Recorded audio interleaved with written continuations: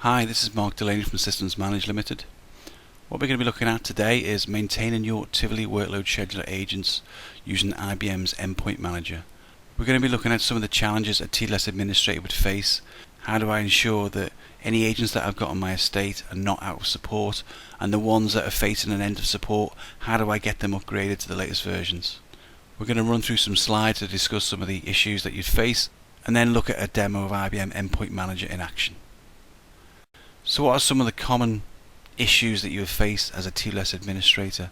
A lot of these scenarios I've seen in several companies whereby they'll have different base versions of TWS agent out there on the network, combined with several different patch levels. Now this is a problem because when it comes to troubleshooting, if you've got, let's say, a Windows 2008 server and TWS isn't behaving itself for some reason, if you've got different fixed pack levels across your Windows 2008 server, it's difficult for you to say for sure, well, is the issue I'm seeing related to just this single server, or is it related to this fixed pack and that server? So if you go through a route to live where you have, let's say, a base version of TWS 8.6 fixed pack 2, and that is the standard release for all Windows 2008 servers, if you don't deviate from that plan, you can be sure that any problems that you would have seen with 8.6 fixed pack 2 and Windows 2008, you will have captured all those in dev test or pre-prod. So whenever a release gets made up into the production environment, you've seen anything that could go wrong with it, and you can be sure that if you do hit a problem in production, then well, you can say, well, it's very unlikely it's going to be down to TWS. It's more likely going to be down to this particular Windows server because you've done the route to live. And that's what the benefits of a single standard release per operating system flavor is good. So another use case is, well, we have TWS agents being added to the network all the time. Now, as a TWS administrator, you may not always have, or you may not always be the person who does the installations of the TWS software. So you could have a situation whereby your Windows team, they're responsible for installing TWS, and they may be using a standard Windows image, so it's a virtual machine, and because the way it was built, it's got a TWS 8.4 agent inside it.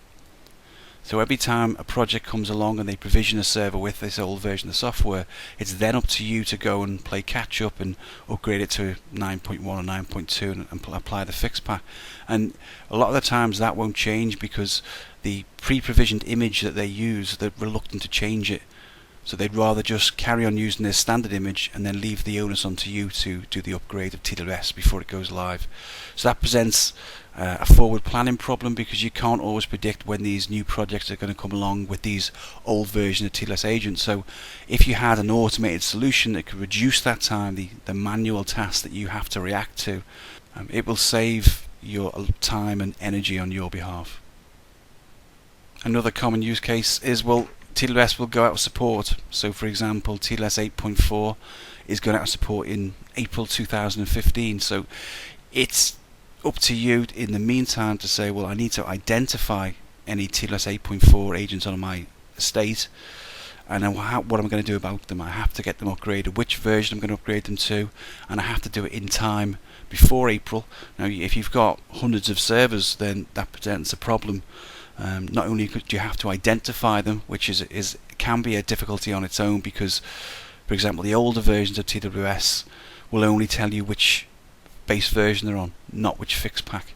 So if you're looking to do your testing from particular fix pack to fix pack, you want to be able to understand, well, what's the source? Am I going from 8.4 fix pack 5 to 9.1? And without an automated solution, the auditing of your estate as it stands now and moving forward is much more difficult. A real issue is when you come in to do the upgrade. So I want to upgrade my 8.4 agents to 9.2, for example. When can I do it?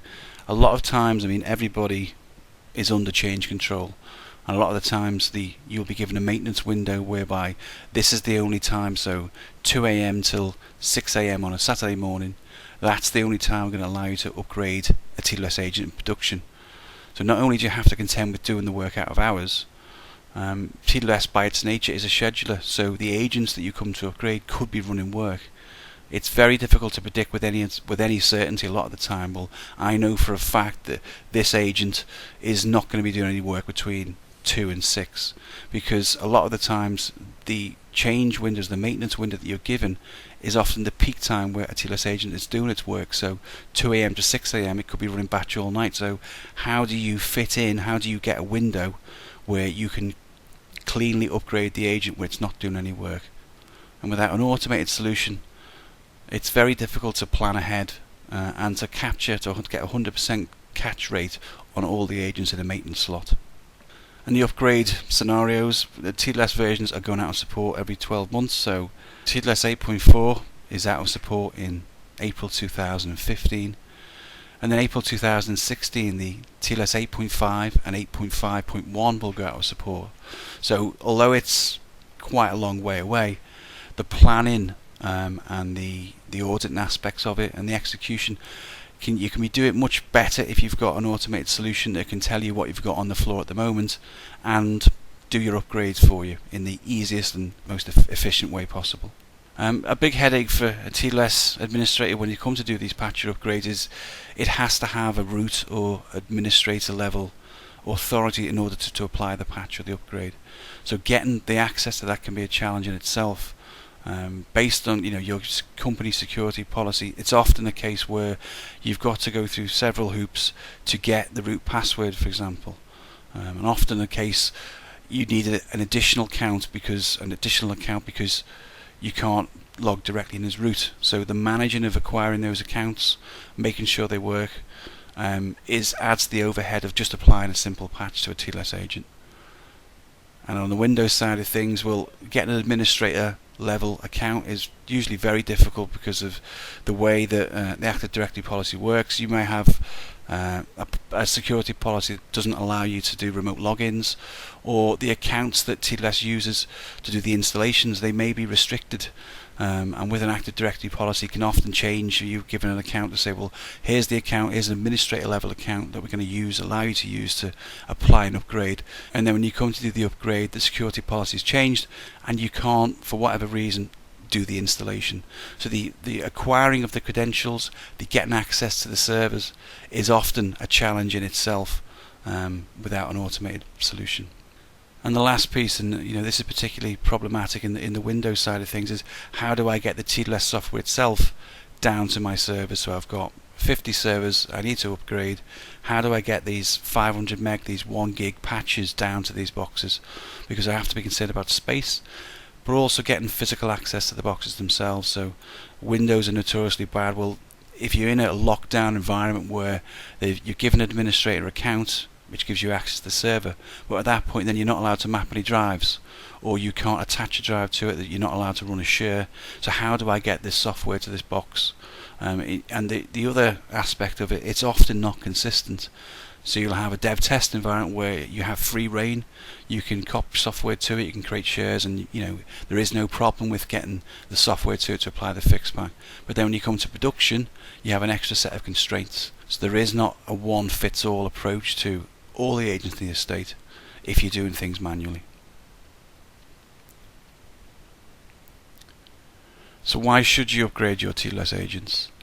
It's a question that I'm sometimes asked, whereby, well, TLS is working fine on my Windows, my HP, my X servers. Why would I need to go through the disruption of upgrading? Well, as I touched on before, having different TLS versions and fix pack level will increase the amount of incident tickets that you've got, because if you've got several different versions across your different operating systems, it's difficult to have a baseline, a common standard default version that works, that you've tested rigorously in dev test and pre-production. If you've got wildly different versions, it just makes that testing null and void. The other goal is to stay in support. Well, if TLS 8.4 is going out of support by IBM, I need to get my agents up to the latest versions.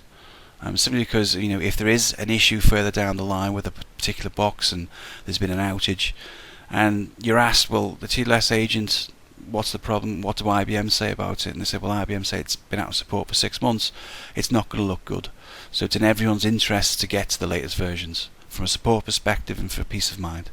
There's also, well, you get access to new features. So for example, TLS 8.6 Fix Pack 2 brought in the minimum duration and maximum duration. That's a really useful feature, and one that's used quite heavily in some of the installations that I've seen. And that came along with a fix pack. And the main core goal is protect your TWS network. When you look at some of the later versions of TWS, so 9.1 and 9.2, if you're looking to upgrade your master and your backup master to those later versions, in the best practices guide they say explicitly that if you've got any older agents in your network, let's say 8.3 or 8.4, they need to be at their latest particular fix pack for that release. Because if they're not, you could jeopardize the rest of the network. So if you're looking to implement event rules with event-driven workload automation, every agent on your estate has to be at the minimum level. So all the agents in your estate have to be beyond a minimum release and fix pack level. Otherwise, you shouldn't enable the event rules, and you shouldn't enable the workload service assurance piece, because having older agents on the network can cause disruption to the master and to the rest of the agents on the estate. Because having older agents on your network can cause disruption to those features on the master itself and on other agents in the network. So you need to ensure that the minimum level across every single agent meets those requirements before you enable the new functionality like event rules and late batch alerting. So what are the goals? The goals would be for a TWS administrator is, well, we want to have a proven default TWS agent version and patch level deployed across all servers in the estate. So that might not be the latest and greatest TWS version. What you want to get is the latest version of TWS agent and fix pack level that's right for that particular operating system. So if it's Windows 2008, you might think, well, 8.6 fix pack 3, I've proven that in dev test, and I've proven that in pre-production. That's the version that I want on all my production Windows 2008 servers. When it comes to AX, you might say, well, my AX 7.1 servers, I know that 9.2 GA works perfectly fine. I've proven that from the root to live. That's the version that I want on those production boxes. And it will all tie together with reduced incident overhead in having this standard default version out there on your particular operating system flavor. The other concern is, well, when these new agents are being added to the network, so if a project is having a Windows agent delivered and that Windows agent happens to have 8.4 on it, it's a problem, especially when we consider we have to have every agent at a minimal level to ensure there's no disruption to the event-driven workload automation or the workload service assurance pieces. It's an overhead for you to have to deal with. I need to constantly upgrade these older agents. Now, I've had an automated solution piece that said, well, if an agent does pop up on the network, or a project comes to me and says, here's 6 AXL PARs, but they're running an older version, if I could easily update those down level versions of TLS agent to meet my minimum requirements, it would make your life a lot easier. And a main goal is, well, the upgrade of the agent, so a fix pack or an upgrade of the base level, it must not affect the workload running on those agents. So when I come to do the upgrade of the patch, I'm giving it in the maintenance slot window, and the agent's running jobs, well, I can't cancel those jobs. I have to wait until those jobs are complete. And that's often problematic, particularly if you've got a small limited time window to do the upgrades on a handful of servers. Without an automated solution, a manual approach can be very frustrating, waiting for a job to finish before you get in there and have the chance to do the upgrade. And the main goal is to reduce the manual effort required to upgrade TLS agents as much as possible. So we've touched on getting access to the root of the administrator level password. Once I've got that, well, can I get onto the box? I mean, do I have the capabilities to remotely connect to it? Once I'm there, how do I get the software there? In a dev test environment, you may have free reign, you can copy files left, right and centre, but in a production environment, it's generally more locked down. And the overhead of getting the access and getting the software is something that can be greatly reduced with an automated solution. And removing the manual task administrative overheads, the pulling the root password, things like that will add to the overall time that it takes to upgrade an agent. So if you say, for example, I've got 10 agents that I need to upgrade, it's quite feasible that each one of those agents will take an hour to complete. The upgrade itself may only take 5 minutes, but getting access, pulling root, getting the software can all add up. And if you multiply that by the amount of servers in your estate, combined with, well, how often is my release cycle going to be? If you're only applying updates every 12 months, fine, but it could be every 3 months. So if you have to do these manual tasks every time you need to apply a patch, the outlay that your team has to deal with just with maintaining your TWS agents can be quite considerable. And one concern is, well, if I'm shipping TWS software across the network, how can I do it efficiently? So if you're pulling your TWS software from a single place, let's say you've got an image store on the master domain manager and you're constantly pulling the TWS software down to your Windows, your AX agents, it's an inefficient way of working.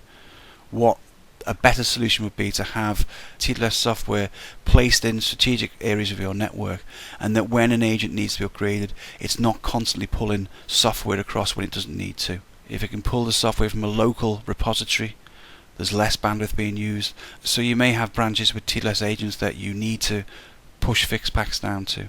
If you've only got a limited bandwidth, or you need to throttle the amount of bandwidth that the TWS transfer takes, to do that manually is very difficult. With an automated solution, those are one of the goals that I'll be looking for, to be able to do this efficiently and intelligently. So how can the IBM Endpoint Manager solution help?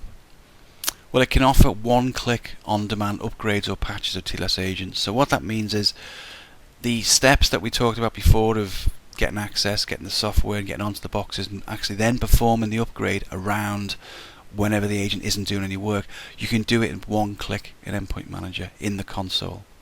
So as well as being able to say, I want to upgrade this selection of agents right now, I can also say, well, I want to upgrade a subset of agents at a particular time.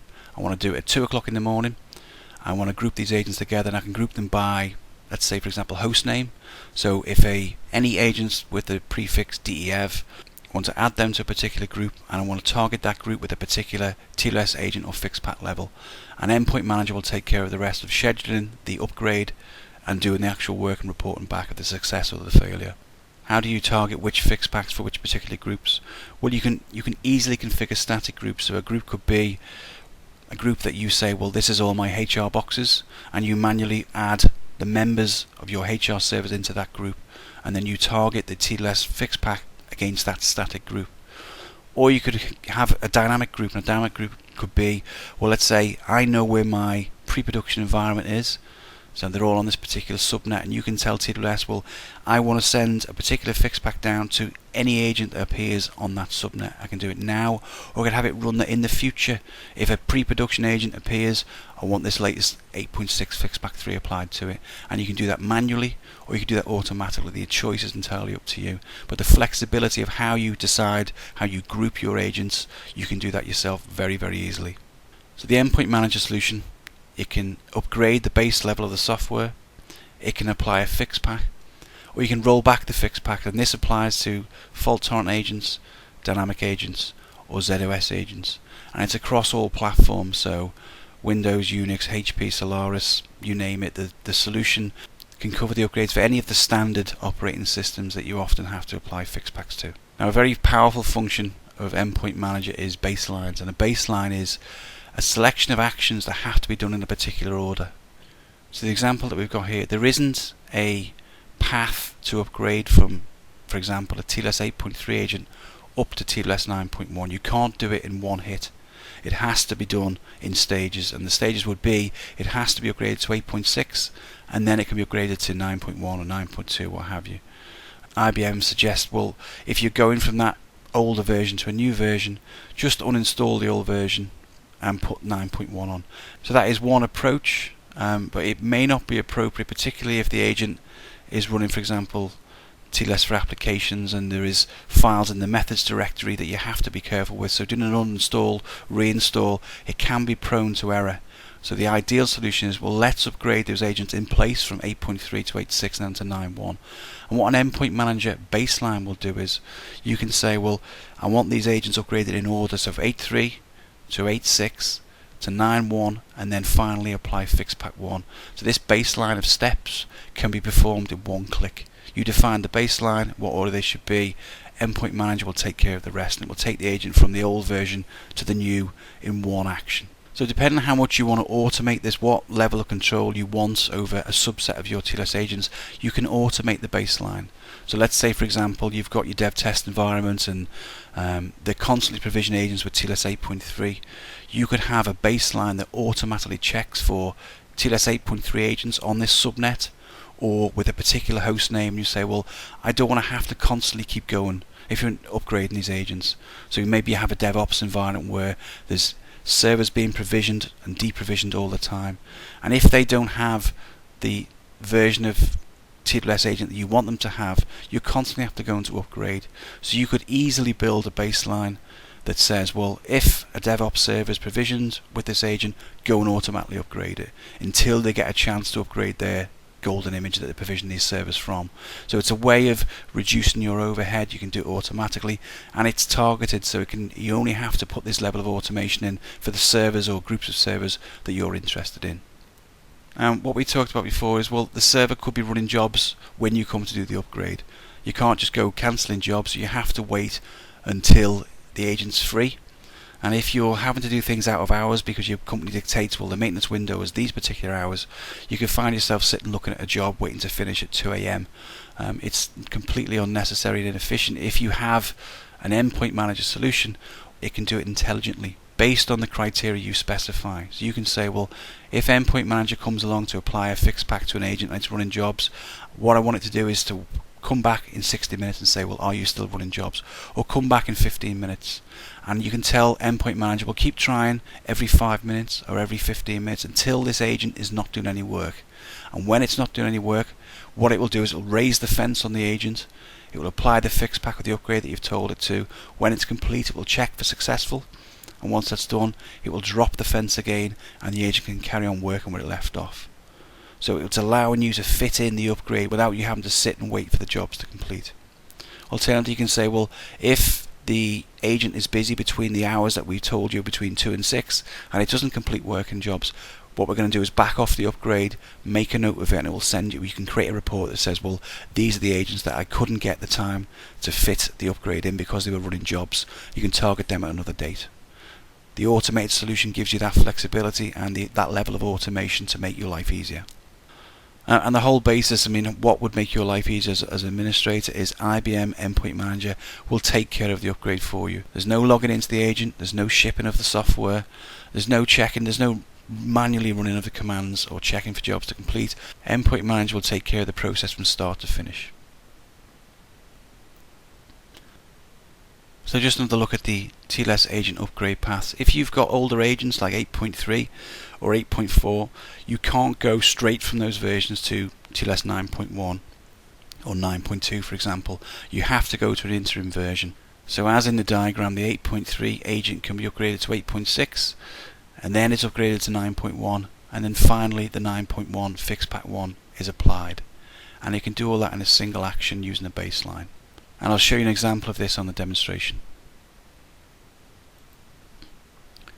So look at how the upgrade process works. In order to use the IBM Endpoint Manager solution, you need to have an Endpoint Manager agent installed on your servers. Now there's several ways you can get the code to the servers. You can do a remote deployment, you can do a manual installation.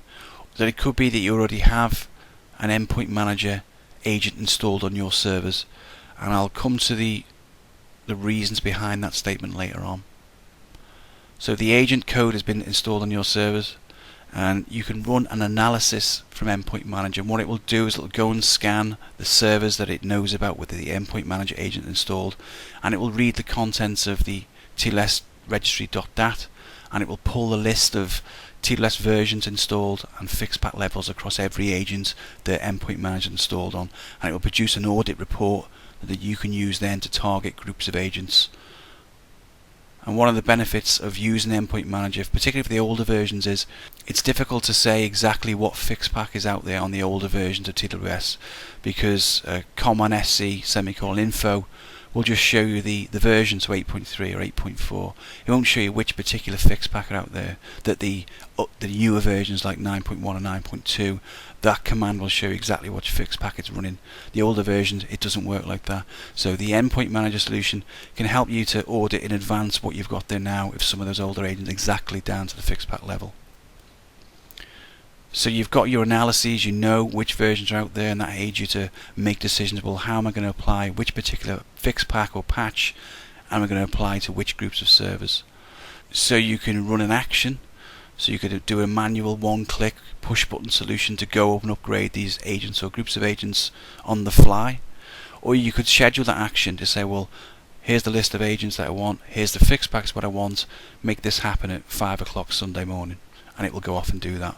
And you can have multiple scheduled instances targeting different groups of servers with different fixed pack levels. The flexibility is there and it's open to you. Or you can apply a baseline. So the baseline is a list of actions that must be done in order. So you say, well, my 8.6 agents, I want them upgraded to 9.2, and I want 9.2 fixed pack 1 applied, and I want that done in one fell swoop. And the endpoint manager can look after each of those steps as one piece.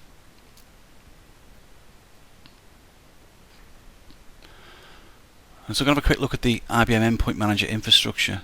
And one of the key points that we talked about the Endpoint Manager solution offering is that it reduces the amount of bandwidth involved when it comes to having your TLS agents across your estate upgraded efficiently with the minimum use of network bandwidth used. And you need to be able to deal with things like company firewalls and external sites. So for example, your external sites may be on low bandwidth. How do I prevent having to constantly ship the same software across the network? I want to be able to manage this more efficiently, and you can do that using Endpoint Manager relays. So relay acts as a sort of middleman. It works in a similar fashion to a domain manager in that it takes strain off the master domain manager, or in this case the Endpoint Manager server, and it can replicate a lot of the functionality. When it comes to network utilization, a relay can store the software that an agent may need, rather than an agent going up to the Endpoint Manager server all the time to pull down some software. So a case point could be one of the agents says, well, I'm now going to upgrade to TLS 9.1. It will go up to its relay server and say, well, have you got the 9.1 software? If it does, the relay server will send it down and the agent was upgraded without going up to the Endpoint Manager server. So with that in mind, another agent under the same relay, if it needs the 9.1 software, it can just pull it from the relay. So you're reducing the amount of overall traffic just by caching those Endpoint Manager software at the relay level, and it does it on the fly. So it will only ever pull down software from the Endpoint Manager server when it's not available on its relay server and when it's needed. So if you're only doing one fixed pack a year, there's only one fixed pack level pulled down from the Endpoint Manager server. And when you're dealing with things like external sites and low bandwidth between your main sites and your satellite sites, the use of relays and hierarchies of relays. So in the external site on the diagram, the local endpoint relay can service the agents at that external site, and it will only ever go up to its parent relay if it doesn't have a particular piece of software that the agents are requesting. And you can also do things like, well, let's throttle the bandwidth between this particular site and the satellite site. We've only got a 1 meg line. There's only a small pipe between our main site and this satellite site. Can we limit the amount of traffic that's being used to transfer the TLS software across that pipe?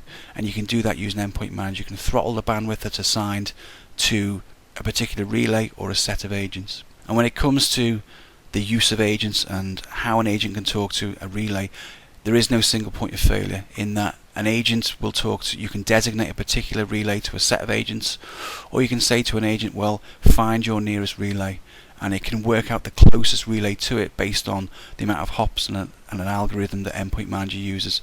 So you can dynamically or statically assign relays to agents, and if a relay goes down, the agents will automatically switch seamlessly to the backup relay, and when the original relay comes back online, they'll switch back. So there is no single point of failure, and your agents will constantly have a working relay based on the hierarchy.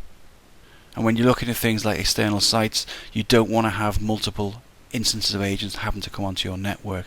If you use a relay in an external site, there is only one connection through your firewall into your DMZ, and that's from relay to relay.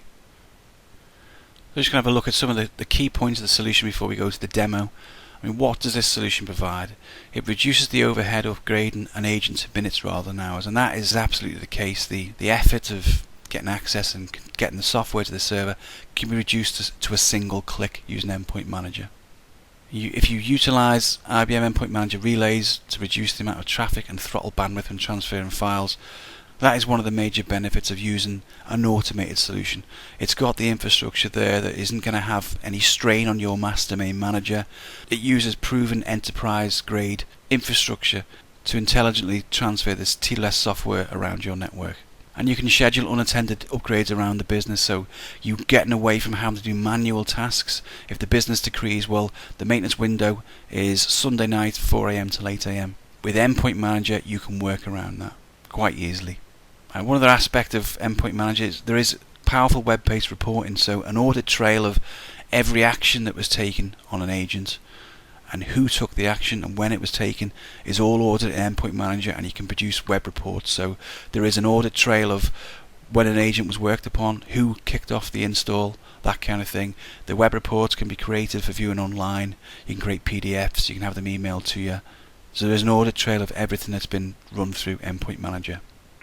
And the Endpoint Manager solution covers all versions of TWS from 8.3 and above. So if you've got the latest and greatest 9.1 and 9.2 and you just want to handle the fix packs, Endpoint Manager can do that.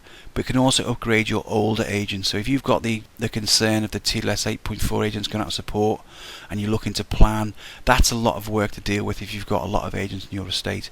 Endpoint Manager can automate the solution for you. And to reiterate, it handles fault-tolerant agents, dynamic agents or ZOS agents on your estate for upgrading, for applying a fix pack or rolling back the fix pack. And one final point which I hinted at before, you may already have Endpoint Manager in your company already. So if your company is using VMware or Hyper-V and your Windows and Linux servers are being provisioned as virtual machines, so it's quite possible you already have Endpoint Manager in your company somewhere already. And the reason for that is if your company is using VMware ESX or Hyper-V, the licensing model IBM provides, rather than you having to pay for the full hit on the licensing costs for this massive machine that's running your Hyper-V virtual machines or your ESX servers, you only want to pay for the license cost for a particular virtual machine. You can use IBM's subcapacity licensing model, and the costs in that involved are much less than having to pay for the whole machine. Now, in order to use the subcapacity licensing model, IBM dictates you have to have the IBM license metric tool in your estate. What the IBM license metric tool is, it allows you to use the subcapacity licensing model in that it will look at your virtual machines and it will work out how many CPUs that individual virtual machine is using and what IBM software is being used on that particular virtual machine, and it produces a report that can then be used to quantify, well, your PVU license allocations. Are you over or are you under? So the subcapacity licensing model that IBM provides is much cheaper than a regular licensing of a per core level. So a lot of the companies will be using that model, and in order to use that model you will need the IBM license metric tool. Now, the latest versions of IBM Endpoint Manager incorporates the license metric tool. So the managing the reports, getting the software delivered for the license metric tool to work is considerably easier using IBM Endpoint Manager. So if you don't already have it at the moment, there's a very good chance you'll have it in the near future. So if your company is going to invest in Endpoint Manager anyway, it could be an opportunity for you to use that infrastructure to upgrade and patch your TWS agents using it. So that's the introduction into the Endpoint Manager solution. We're going to go and look at the demo now, where it's going to touch on some of the points that we've looked at to do with Basslines and how easy it is to manage your estate with the Endpoint Manager solution. So now we're going to move on to the demo portion of the presentation. The first thing I'm going to do is load up the Endpoint Manager console. And I'm going to log on with an account that's been created for me by the Endpoint Manager administrator that gives me access to a subset of Endpoint Manager servers. And within those Endpoint Manager servers, I'm only interested in the ones that have TWS agents installed on them.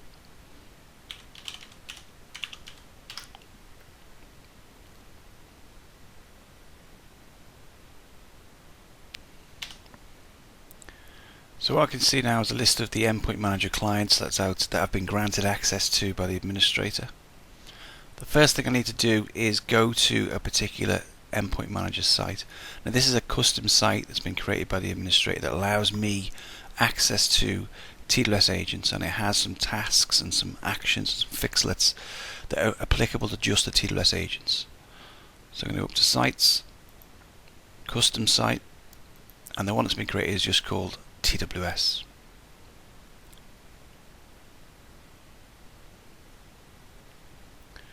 So within the TWS site we have fixlets and tasks, some baselines and analysis. These are the three things as a TWS administrator I want to be concerned about in order to patch and upgrade my TWS agents. So when I go to analysis, analyses are ways for Endpoint Manager to inspect your TWS agents and pull together a list of their configuration as part of an analysis. So what I'll be interested in as a TLS administrator is I want to read the contents of the TLS registry.dat out on my Windows or my Linux agents. So in this case we've got an analysis running for Windows 64-bit agents, another analysis running for the Linux ones. So the Windows ones, if I go down to results, it's showing me that I've got two Windows servers. One of them has TWS 8.6 running on it, and the other one has 9.1, and both of these are fault-tolerant agents. Show me who the user is and where the software is installed. If we go up to the Linux servers, these are the host names of the agents that I've got installed, and I've got a wide selection of TWS agent and fix packs out there on my Linux estate. So I can sort this by the agent type. These are my fault-tolerant agents, and these are my dynamic agents down at the bottom. Or I could sort by the major version. So looking at this, I've got some 8.6 with no fix pack. I've got an 8.5.1 GA box. I've got an 8.3 fix pack 9 agent, and so on. So there's various different versions right the way up to 9.2 GA. So the flexibility that Endpoint Manager gives you, you need to decide, well, what's the best approach for me to upgrade my agents based on what I know now that these analyses have run. I've got a list of the host names of TWS. Well, there's different install locations, so how am I going to manage that? Or should I approach it, well, let's upgrade my agents based on business function. So I'm going to say, well, I know these accounting boxes are production boxes. I want to put these into their own manual group, so I'm going to right click on these particular two. I'm going to say add to manual group. I'm going to call these, the members of this group are going to be all production agents.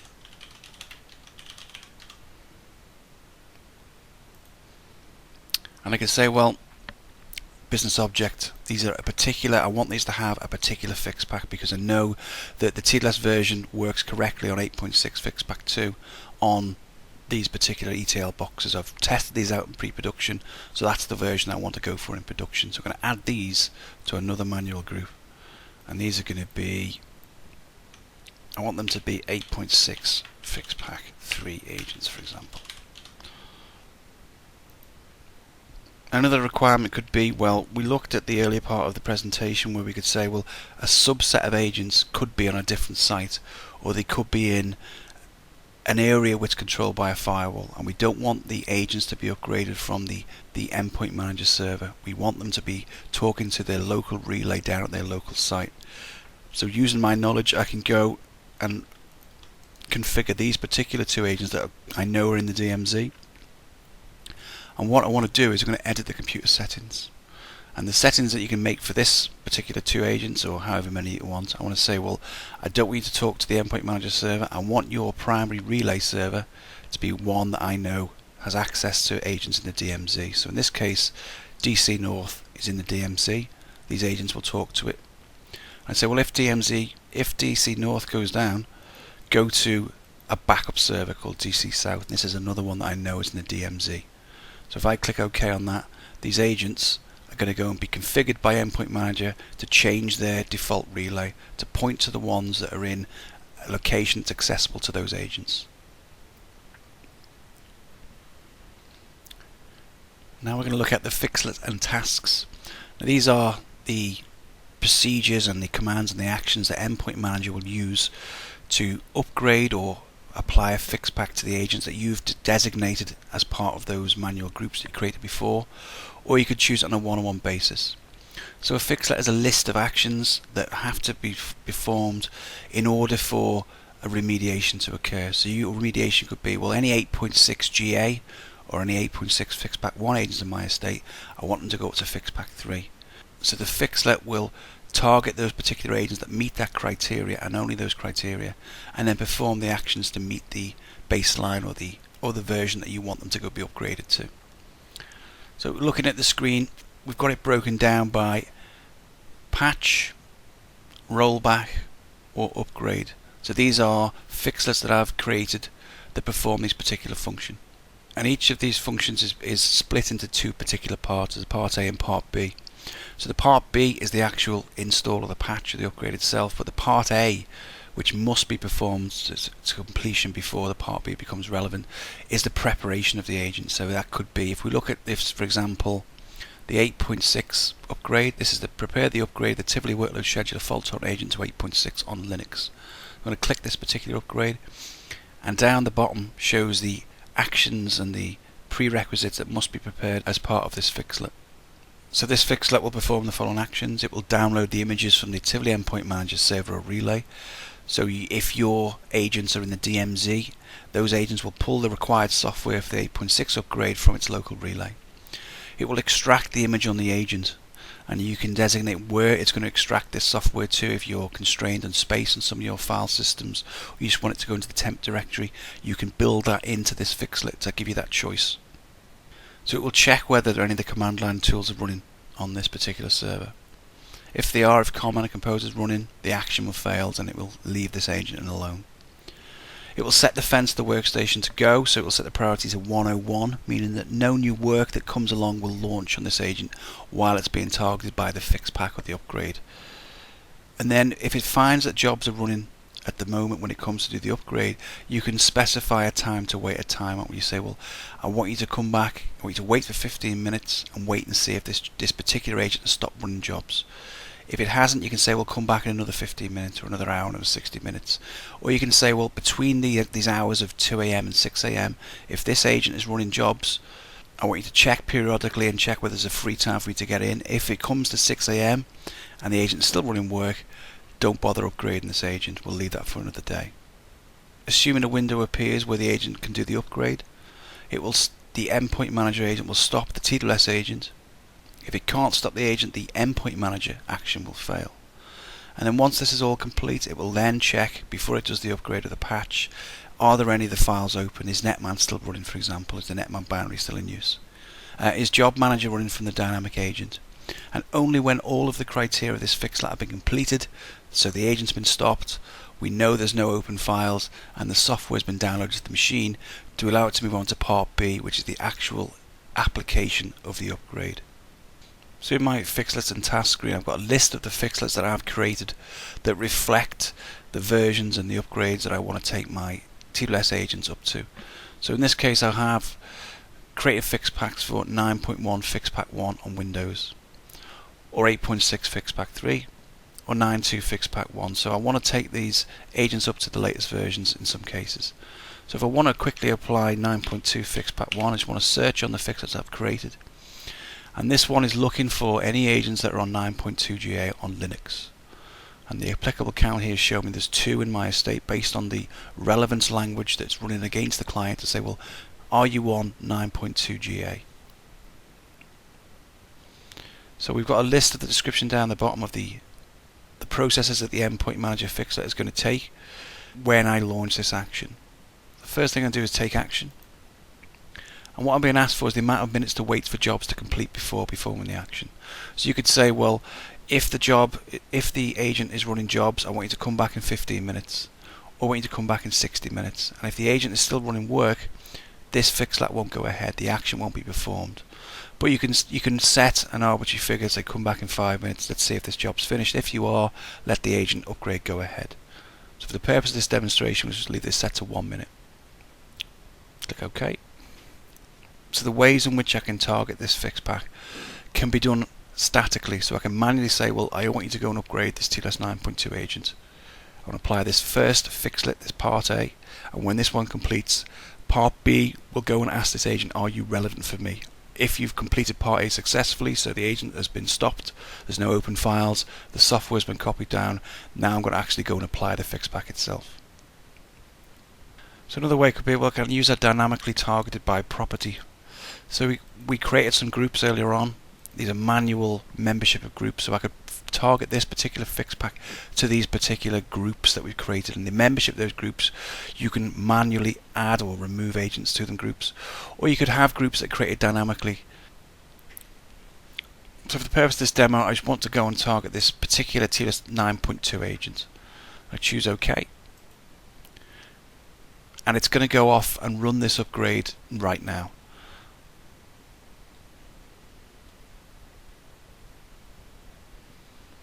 So I've manually designated a particular agent to have this part A of the upgrade performed.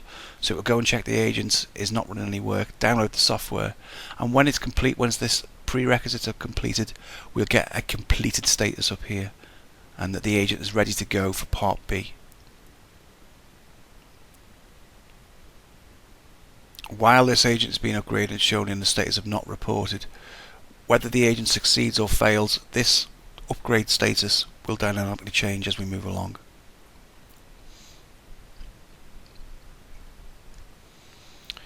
So now for this particular agent, the part A is completed, it's gone into a fixed status, meaning that the prerequisites that we wanted it to do as part of this fixlet, which is download the software and increasing defense and checking that there's nothing running still on the agent, have been completed. So we're going to go back to the fixlets now, and I need to be looking at part B. And what you can notice here, this applicable count has now dropped from 2 to 1, meaning that one of the agents where this fixlet was relevant has now been fixed, and it's moved on to the second stage, which is part B. So part B is the actual application of the fixpack, and we're up to 1 relevant. So the part A went successful, meaning that part B has now become relevant for this particular agent. So I'm going to hit the take action button again. I'm going to choose my agent and click OK.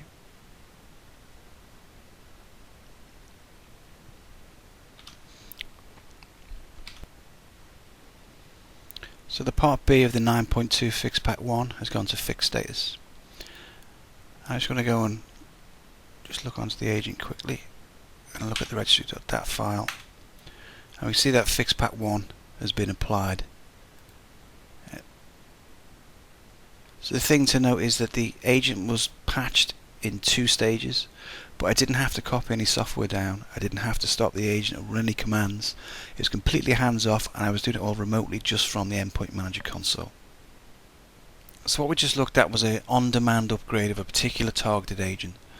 Now in a real world environment, I want to be able to send a specific upgrade or fixpack down to a group of agents, and we created some manual groups before.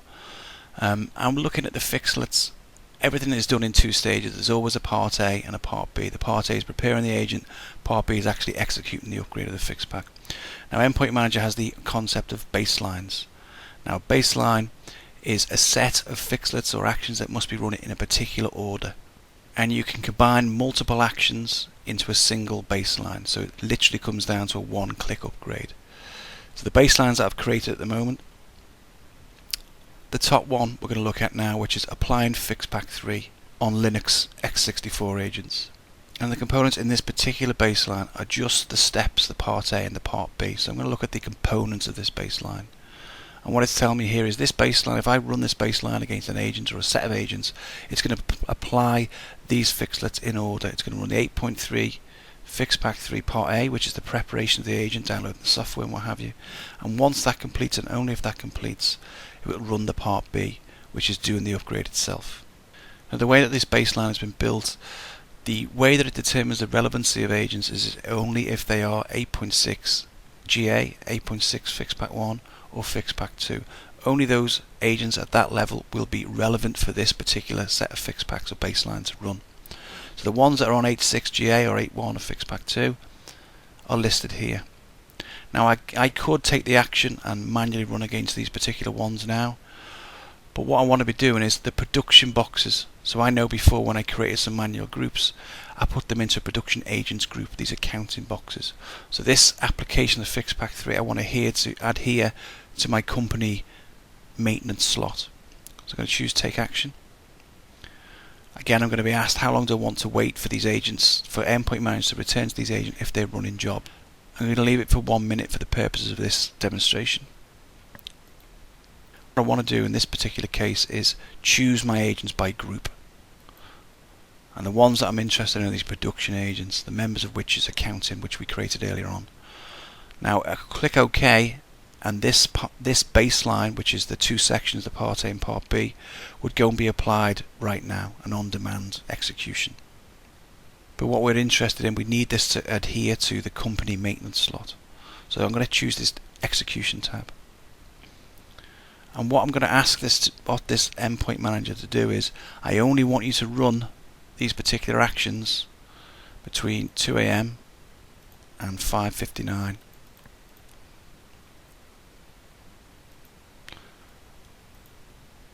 And I can choose the particular days that I run them on. So on Saturday and Sunday, those are the company maintenance times. If I click OK, this baseline, which is the two steps, the preparing the agent and applying the fix pack, will only be applied between these times. An endpoint manager will go to the agent, see if they're running work. If they're not running work, they'll do the upgrade between those times specifically. And if they're not, if they're busy or those times can't be met for whatever reason, the actions won't be taken. Now, the criteria that you can use to designate agents and when the upgrades and the patches can take place can be something as simple as the schedule and the time. So we pick the dates and times that we want this to run. We can say, well, if you fail, I want you to try again every hour, every 30 minutes, what have you. But there's a wealth of different settings that you can use. When it comes to Endpoint Manager and TWS agents, we don't really need human interaction. We don't need to use it to say, yes, it's okay to apply this patch. But there may be things that you want to do out around the application of the software. So you can have something, a pre-application script. And the application script could be a big fix, could be an Endpoint Manager action, or you could run a shell script. And similarly, you could have a post-execution script. So this could be as simple as, well, let's fire an event to Omnibus that says, well, I'm going to upgrade this particular agent. And then when it completes, send another event to Omnibus to say, well, so now this agent has finished being upgraded. It will carry on resuming work. The automation that the Endpoint Manager fix it will do, it will control the stop and start of the agents, but it can also interact with other applications using these pre-execution scripts and post-execution scripts. What this baseline is showing me is that it's not going to become active unless the time is between 2 AM and 5:59, but only on a Saturday and Sunday. So it will sit in a waiting state. We designated the group of this particular baseline to be the production TLS agents, and it's reporting that the members of that group, the ones that we created earlier on, are accounting 1 and accounting 2. So they won't be targeted until the pre-selection criteria are being met, which is the time. We've looked at one of the more powerful elements of Endpoint Manager in that you can apply a baseline to a selection of agents that perform a number of actions in order. So that order could be to upgrade an 8.3 and 8.4 agent up to 8.6, and then apply FixPack 3, which is what I've got a baseline built here. The components it's listing is it's going to take it up to 8.6 and then run the FixPack 3 installation. So these 4 steps are combined into a single action using the baseline. The difference that we're going to see here when we're doing an upgrade from the older versions to the newer 8.6, 9.1 and beyond is that the dynamic scheduling functionality comes into play. So when you're upgrading an agent either manually or using the Endpoint Manager, you have to supply some server specific information relating to the dynamic scheduling functionality. So for example, you'd have to indicate, well, what is the display name for this dynamic agent going to be? You need to supply that individually on a per server basis. You couldn't apply that to a group of servers because it's relating to just one server. Now, using the Endpoint Manager approach, you can either upgrade the agents on a case-by-case basis, so upgrade them one by one, supplying the information that's needed for that particular agent. Or you could upgrade a group of agents and supply dummy information. Now, if you supply dummy information, what you're doing is you're upgrading the agent, the base software up to 8.6 and applying FixPack 3, but you won't be using the dynamic scheduling functionality at that point. Now what that gives you is the ability to update groups of agents, but then later on you can go back and update the configuration information for the dynamic scheduling agent and bring that online as and when you need to be. So depending on which method you're interested in, either upgrade individually one by one and enable dynamic scheduling as you go along, or upgrade a group of agents and then come back and update the configuration elements for those dynamic scheduling piece when you come to use it. So we'll look at both of those items here. So the first case I'm going to use, I'm going to upgrade a single agent. I want to add the Java runtime environment, so I want to use dynamic scheduling on this agent I'm going to target for this upgrade. So this particular agent is going to be HRDev1, and I put an underscore of DYN to denote visually that this is dynamic agent as opposed to the fault tolerant agent. Okay. So what's the host name of this particular agent I'm upgrading? So this information I'm adding is all going to go into the configuration files of the dynamic agent. Take the default ports. I'm going to use SSL. What's the host name of the dynamic workload broker? And that's in my case, it's TLS MDM. Click OK. What's the port number? Now when I run this particular action, I can only target one box because it's supplying server specific information for this particular agent. So if I click OK now, it's going to go off and upgrade HR Dev 1, upgrade the dynamic agent to the latest version of Fixpack 3, and supply the dynamic agent configuration so that when it becomes online, it's immediately part of the dynamic workload broker. Now conversely, let's say I want to target a group of servers, and I'm not interested in dynamic scheduling right now. All I want to do is upgrade a subset of them to the latest version, and when I'm interested in dynamic scheduling, all I have to do is change a couple of files on the agent. It will work straight away. We go back to Basslines. I'm going to take the action again. But when I add this information now, I'm just going to supply dummy information. So I want to add the Java runtime environment. But what's the display name going to be? I'm just going to write null. What's the host name? Again, I'm going to type in this just to make it easier so I can spot it in the configuration file. I'm just going to put null.home.local. Ports can stay the same. Dynamic workload broker host name can stay the same. And what's going to happen is when I come to upgrade, so I'm going to choose these SAP boxes.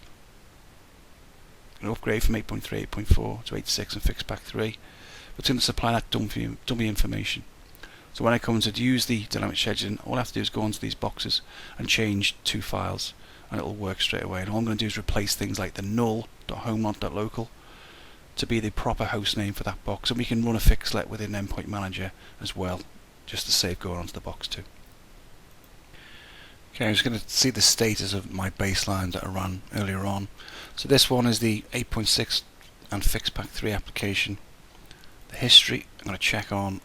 I did it in two stages. I did one that was targeting just this HR Dev 1 box. The summary there shows me it's 100% complete. If I go back and click on the other baseline that I launched earlier on, that's complete and showing a count of 2, and the 2 computers targeted was these SAP boxes.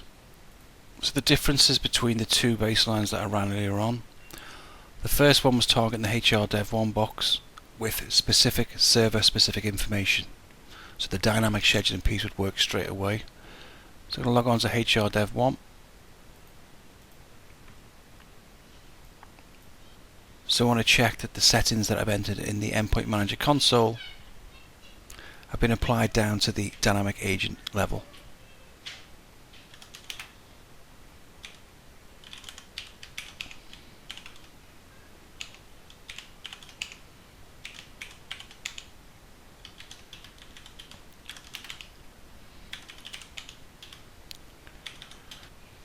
So the settings that I'm interested in will be in the jobmanager.ini file. I'm just going to via that. So I'm going to jump down to the Resource Advisor Agent Settings. So here we've got in the HR Dev 1 settings that we applied in the console have been applied to this agent. And the computer system display name has been entered. So these are the settings that we entered into the console. We're doing a one-to-one relationship. So if we go over to one of the SAP boxes and go into the same file.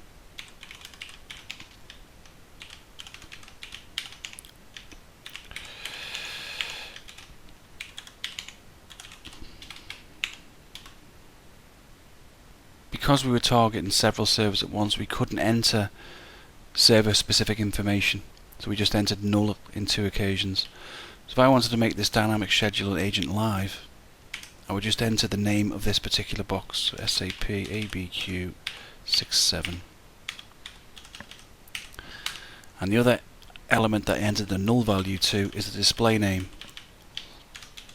So I'll change that to SAP ABQ67, and I'm going to tag DYN under the end just to visualize that it's a dynamic agent.